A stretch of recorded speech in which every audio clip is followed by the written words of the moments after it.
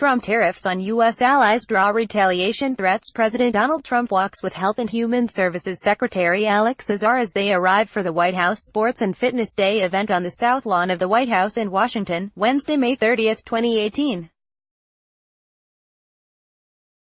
AP photo, Susan Walsh, Washington, AP. The Trump administration delivered a gut punch to America's closest allies Thursday, imposing tariffs on steel and aluminum from Europe, Mexico and Canada in a move that drew immediate vows of retaliation.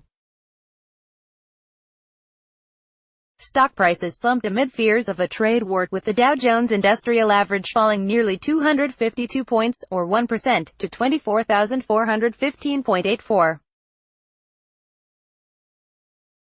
The import duties threaten to drive up prices for American consumers and companies and are likely to heighten uncertainty for businesses and investors around the globe.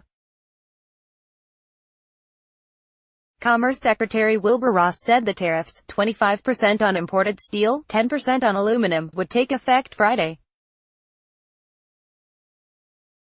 President Donald Trump had originally imposed the tariffs in March, saying a reliance on imported metals threatened national security.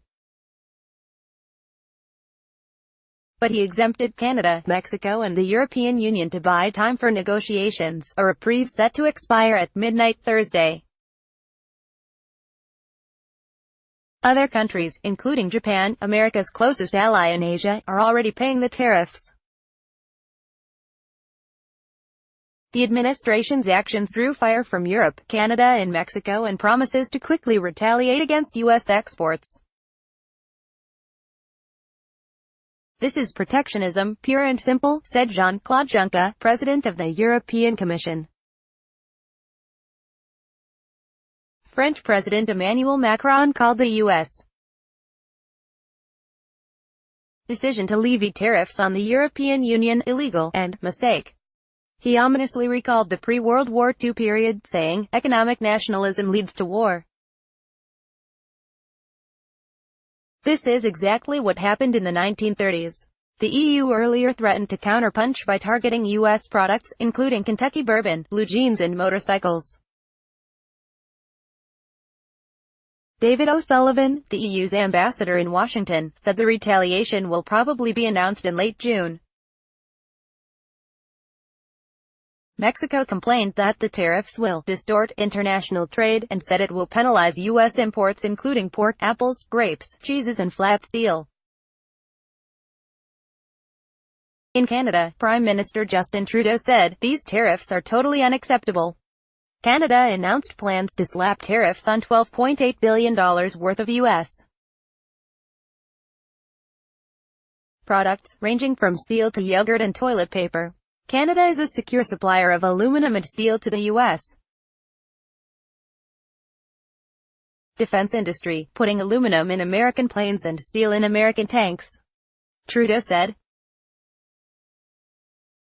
that Canada could be considered a national security threat to the United States is inconceivable. Trump had campaigned for president on a promise to crack down on trading partners that he said exploited poorly negotiated trade agreements to run up big trade surpluses with the U.S.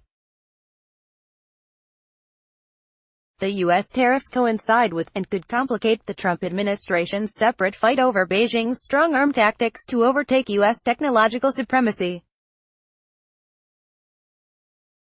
Ross is leaving Friday for Beijing for talks aimed at preventing a trade war with China.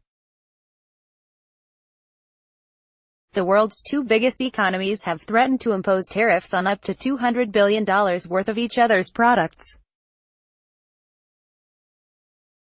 The steel and aluminum tariffs could also complicate the administration's efforts to renegotiate the North American Free Trade Agreement with Canada and Mexico, a pact that Trump has condemned as a job-killing disaster.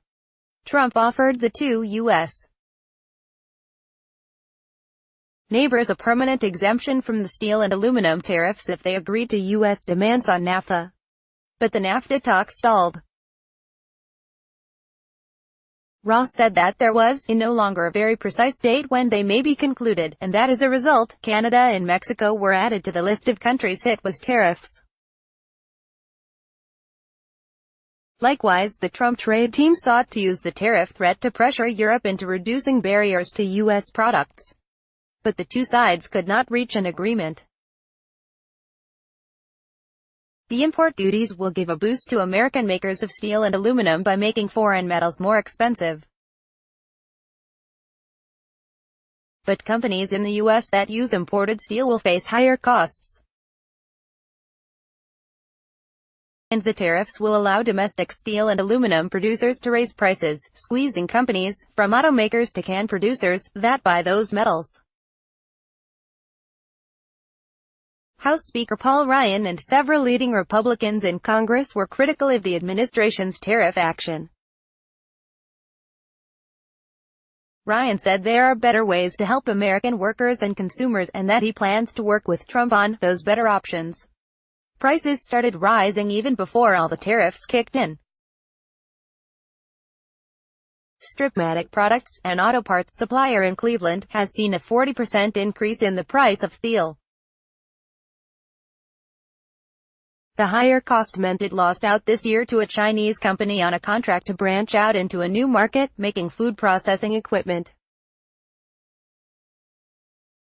"We were basically eliminated from contention," said Stripmatic president Bill Adler. He said the company needed 4 or 5 years to recover the last time the U.S. imposed tariffs on steel, in 2002. Measured purely in dollars, the tariffs don't amount to much in America's $20 trillion economy. Speaking on CNBC on Thursday, Ross called the tariffs blips on the radar screen. But Oliver Rikow, an economist with Oxford Economics, warned that the tariffs could cause economic damage because the specter of an escalation is likely to weigh on business sentiment and may derail the investment recovery. It empowers the president to restrict imports and impose unlimited tariffs if the Commerce Department sees a threat to national security. Europe, Japan and other U.S. trading partners are contesting the U.S. tariffs at the World Trade Organization. The WTO gives countries broad leeway to determine national security interests. But there was an unwritten agreement that WTO member countries would use the national security justification sparingly to avoid abuses. Now that Trump has broken the taboo, critics fear that other countries will impose sanctions. Critics say the steel and aluminum tariffs would do little to address the real problem plaguing metals producers around the world: massive overproduction by China that has flooded world aluminum and steel markets. Canada, a staunch U.S. ally, is the largest supplier of steel and aluminum to the United States. The administration's trade remedies should specifically target structural aluminum overcapacity in China, which is caused by rampant, illegal government subsidies, said Heidi Brock, president of the Aluminum Association, which represents aluminum producers, fabricators, recyclers and suppliers. Ross said negotiations with Mexico, Canada and the EU can continue even once the tariffs are in place.